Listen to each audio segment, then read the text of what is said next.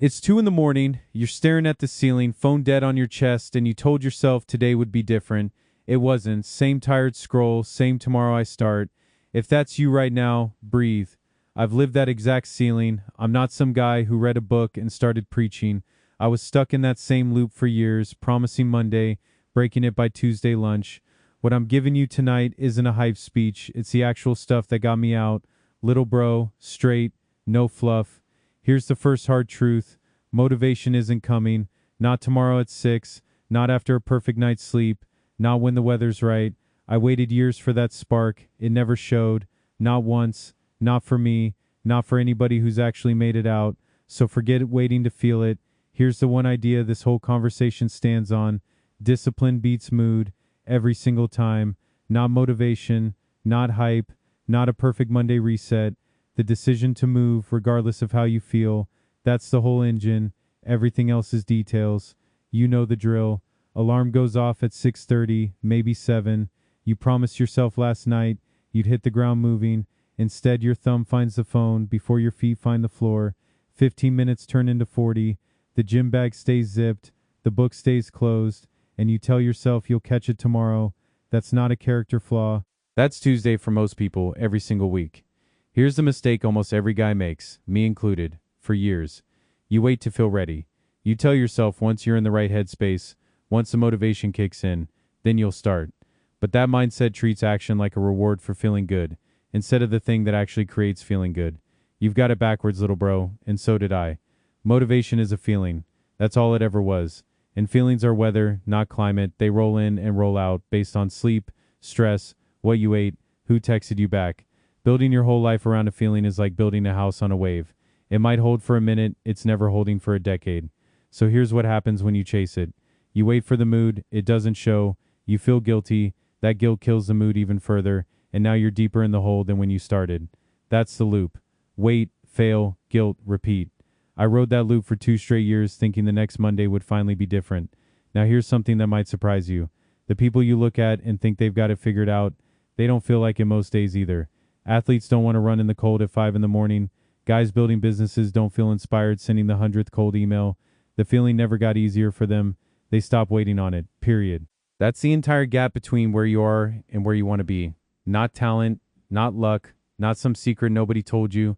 They act with the bad feelings still sitting right there in their chest, heavy and loud, and you wait for that feeling to leave the room first. It was never going to leave first. That's not how any of this works. All right, that's the easier version of what I told you. Here's the harder one, the part that actually stings a little. You might be thinking, fine, I'll force it. I'll grind through the feeling with raw willpower. Real talk, that plan is going to fail you. And I want to show you exactly why before it costs you another year. Willpower isn't some trait you either have or you don't. It behaves more like a phone battery. Full in the morning after sleep, draining with every decision you make. What to wear, what to eat, whether to answer that text. By 9 at night, even guys with strong willpower are running on fumes. That's not weakness. That's how attention and effort work. No exceptions. So if your whole plan tonight is I'll power through on raw grit, I need you to hear this. That plan has an expiration date, and it usually expires by dinner.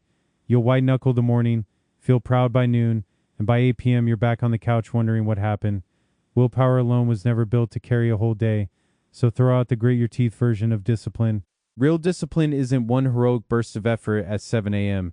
It's a system, a set of small, boring, repeatable moves that don't ask your feelings for permission. Systems don't care if you slept 4 hours or 8. They keep running regardless. And that, more than anything, is the whole idea this video is built on. Discipline beats mood. Here's the part that changed everything for me. The goal isn't to become a guy with superhuman willpower. The goal is to build a life where you almost never have to use it, because the decision already got made the night before, or the week before. You don't decide at 6 a.m. whether to work out. You decided on Sunday. 6 a.m. only carries it out. That leads to a bigger shift. And it's not about tricks. It's about identity. Somewhere you stop being a guy who's trying to work out and became a guy who works out. Same with reading. Same with waking up early. The action stops being a task on a list and becomes a description of who you already are. That shift changes everything downstream of it. And that identity doesn't get built with one big dramatic decision. It gets built with tiny proof, stacked daily, one made bed, one page read, One walk you almost skipped but didn't. Each one is a vote for the guy you're becoming, small as it feels in the moment. String enough of those votes together, and your brain quietly updates who it thinks you are. So here's the first real tool, and it's stupidly simple. When you don't want to start, shrink the task down to 2 minutes. Not a full workout, put your shoes on, not the whole essay, open the document and write one line. Your brain resists big and vague, it rarely resists something that small. Once you're moving, stopping gets harder than continuing, and I need you to hear this clearly. Starting badly beats waiting for the perfect mood, every single time, no exceptions.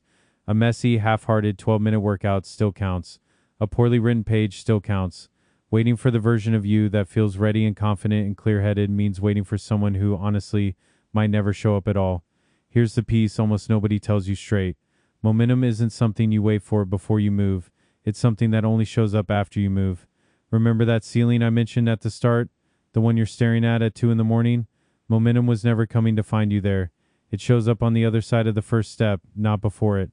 All right, let's get practical. Real moves, not theory. Move 1, shrink the task until it feels almost embarrassingly easy. Not read for an hour, but read one paragraph. Not clean the whole room, but clear one surface. The size of the win doesn't matter nearly as much as the fact that you showed up and did the thing you said you would. Move 2, prep the environment before you're tired and making decisions at midnight. Lay out the gym clothes, set the coffee maker. Put the book on your pillow instead of your phone. You're not relying on future you to have willpower. You're relying on past you, the version with a clear head, to make it nearly impossible to fail. That's the trick nobody tells you about. That prep works because it kills friction, plain and simple. Every extra step between you and the habit is a chance to quit before you start. Charge your phone in the kitchen, not next to your bed. Sleep in your workout clothes if you have to. Every obstacle you remove tonight is one less excuse your 2 a.m. brain gets to use against you tomorrow morning. Move 3, stack it onto something you already do without thinking. You already brush your teeth every morning, so after you brush your teeth, do 10 push-ups right there on the bathroom floor. You already make coffee, so while it brews, write 3 lines in a journal. Borrow the momentum from a habit that's already automatic instead of building a new one from nothing. Move 4, track the streak, not only the outcome. Don't only measure whether you hit some perfect result, measure whether you showed up at all. A wall calendar with an X on it, a note on your phone, whatever works. Watching a streak grow does something to your brain that a single big win never does. It makes quitting feel like it costs you something real. Now here's where most guys torch the whole thing, including me back in the day. You miss one day, and instead of getting back on track right away, you spiral. I already messed it up, might as well wait till Monday. That one skipped day turns into a skipped week, then a skipped month. All or nothing thinking isn't discipline. It's the fastest way to guarantee you quit. So here's the fix for that spiral. Missing a day isn't a moral failure, it's data. It tells you something got in the way. Maybe you were exhausted, maybe the task was too big, maybe life happened. You look at it, adjust, and go again the next day. One missed rep doesn't cancel 40 good ones. Only quitting the whole system does that. Real quick, before I keep going, if this is hitting the way I think it's hitting, and you're the kind of guy who actually wants someone real in your corner talking straight instead of selling you something, this channel's basically that group chat. I drop stuff like this often, so stick around if it's your speed. Alright, back to it, and we're going deeper now. You've probably called yourself lazy 100 times. Here's the truth. If you're not lazy, almost nobody actually is. What you are is comfortable, and comfort is a way stronger opponent than laziness ever was, because comfort feels good in the exact moment you need to feel bad in order to grow. Think about your actual day. Every scroll instead of standing up, every extra snack you didn't need, every snooze button you hit, none of those are laziness. Each one is a small vote for staying comfortable right now, at the cost of something better later. You cast dozens of these votes daily without noticing, and by night the election's already been decided. So if comfort is the real enemy, then the actual skill underneath all of this isn't discipline in the abstract, it's your tolerance for discomfort. The guy who can sit with the urge to quit, the boredom, the ache in his legs, the awkwardness of being new at something without immediately escaping into his phone, that guy has the real skill everything else is built on. There's a way to picture this that made it click for me. You're not one person, you're two, arguing across time. There's short-term you, who lives entirely in the next 10 minutes and wants comfort right now, and there's long-term you, a year or 5 years down the line, who only cares about the result. Every choice you make is a vote cast by one of those two guys. Short-term you doesn't want much. Ease, comfort, a dopamine hit, the path of least resistance right this second. Long-term you doesn't care about any of that. Long-term you wants the body, the bank account, the skill, the respect, and doesn't care one bit how uncomfortable getting there felt in the moment. Those two want almost opposite things every single day, all day.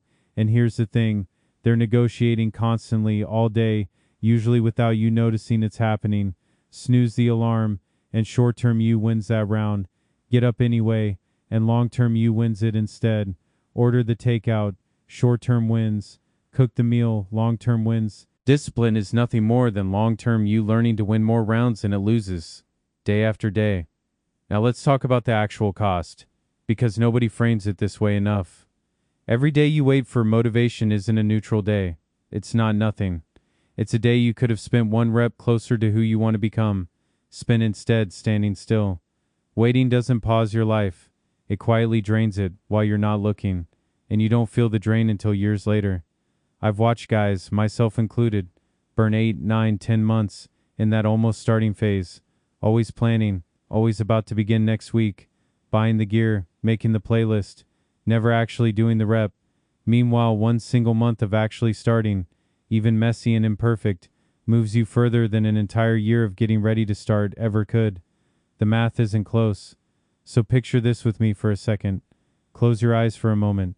It's this same night 1 year from now. You've either kept stacking those small proofs, the push-ups after brushing your teeth, the pages read, the streak on the calendar, or you're lying under that same ceiling again, telling yourself the same story you told tonight.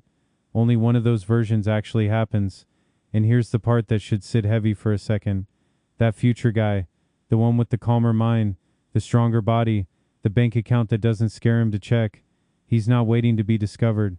He's being built or wasted in tiny increments by whatever you choose to do in the 60 seconds after this video ends. That's not pressure, that's honesty. All right, deep breath, because here's the part nobody warns you about when they hype up discipline in some highlight reel. It's not glamorous, it's not exciting to watch. There's no crowd, no highlight reel of you doing your 15th boring rep this month. If you're expecting this journey to feel inspiring every day, I need to be honest with you right now. Most days, it won't feel like that, and it gets lonelier than people admit. Nobody's clapping when you go to bed on time instead of scrolling till 1 a.m. Nobody's posting about the meal you cooked instead of ordering out, or the page you read instead of watching another video. The wins that actually change your life are almost always invisible to everyone except you, which makes them easy to skip and nobody would even notice. And here's the last hard truth in this section, so let it land. Nobody is coming to fix this for you. Not a coach, not a girlfriend, not your parents, not some future version of yourself that magically has it together. The guy who saves you from your own habits, if he shows up at all, is going to be you. On some random ordinary Tuesday, deciding enough is enough. So here's the sharp truth to sit with. At some point, every excuse you've ever used runs dry. I'm tired runs dry. I don't have time runs dry. I'll start Monday runs dry. When the excuses finally run out, all that's left standing in that room is you and the choice. No motivation is coming through that door to save you. Only you. Now real quick, before you start feeling guilty every time you sit down, rest and avoidance are not the same animal, little bro. Rest is you catching your breath after putting in the work. Avoidance is you hiding from the work before you even tried. One rebuilds you, the other only delays the bill. Learn to tell them apart, because they feel almost identical from the inside. Here's how you spot the difference. Rest has a plan. You know when you're starting back up, you chose it on purpose. Avoidance has no plan at all. It's one more day sliding into the next with no end in sight. Rest feels calm. Avoidance feels heavy, like something's chasing you even while you're lying still. That heaviness, that's fear wearing a hoodie, pretending to be tired. So yeah, I'm giving you permission. Rest, actually rest. Guilt-free. Take the evening off. Sleep in on a Sunday. Watch the show. But permission is not the same as a lifestyle. 1 day off recharges you. 7 days off rewires you into somebody who quits. Treat rest like a scheduled stop, not a new address you moved into. Visit it, don't live there. Go back to that 2 a.m. version of you I opened with, staring at the ceiling, feeling behind on everything, too tired to start, too guilty to sleep. That guy didn't need more motivation. He needed one rule. Get up, drink water, make the bed, before your brain even boats on it. No debate, no mood check. Boring, I know, but boring is what saves you at 2 a.m. And here's why that tiny move beats the whole spiral in your head. You don't need the hour-long plan, the perfect playlist, the clean room. You need 90 seconds of motion, one push-up, one page, one email sent. The spiral lives in the thinking. The second your hands start moving, it loses its grip, 'Cause momentum doesn't care how you feel. It only needs a first inch. Now nobody claps for that first inch. That's the annoying part. Day 1 looks identical to day 40. Same tired guy, same small task, no trophy. But underneath, something stacking up quiet, like interest in a bank account you forgot you opened. Then one random Tuesday, months later, you catch yourself in the mirror, and you don't recognize the calm, capable version staring back. That's compounding. It never announces early. But real talk, little bro, that same math works against you every bit as hard. Every skip morning, every scroll session instead of the rep, every all-star Monday, that compounds too, silently, in the other direction. Two different guys can look identical on day 1. 5 years later, one of them built to life and the other still explaining why he never started. Same interest rate, opposite direction. You're always compounding something. So here's the one move I need you to actually take from this, not only nod along to. Pick one non-negotiable, something so small you can't talk yourself out of it on your worst day. 10 push-ups, 1 made bed, 5 minutes of the thing you're avoiding, not the ideal version, the minimum version. Write it down, keep it stupid small, and do it even when, especially when, you feel like garbage. Because that minimum isn't really about push-ups or the bed, that's not the point. It's proof. Proof that on your worst day, the day depression or heartbreak or plain exhaustion tried to take the wheel, you still showed up as the guy who keeps his word to himself. That's identity insurance. It's small, but it's the difference between I'm going through something and I gave up on myself. And that's the real secret nobody puts in the motivational quote. Discipline was never about grinding harder than everybody else. It's self-respect, translated into action. Every time you keep the small promise, you're telling yourself you're worth keeping promises to. Every time you break it for comfort, you're telling yourself the opposite. Discipline isn't punishment, little bro. Done right, it's the kindest thing you can do for the guy in the mirror. Let me say something you can carry with you forever. Nobody, not one single person, ever, in the history of people, laid on their deathbed, wishing they'd scrolled more. Think about that for a second. Nobody regretted the run they went on. Nobody regretted the hard conversation, the early morning, the thing they pushed through instead of quitting. Not one. Ever. Sit with that. So next time you're stuck, feeling nothing, wanting to do nothing, ask yourself one real question. Not how do I feel right now? Feelings lie. They change by lunchtime. Ask who do I become if I keep making choices based on this feeling? Your mood is weather. It passes through. Your reflection is climate. It's what's actually built over time. Choose the guy in the mirror over the guy having a bad afternoon. Anyway, that's everything I've got for you on this one, little bro. No big speech. No bow on top. Go do the small thing. Whatever it is. The second you're done listening to this. Don't wait for Monday. Don't wait for the mood. Right now. Today. While it's still fresh in your head. I'll be right here next time you need to hear it again.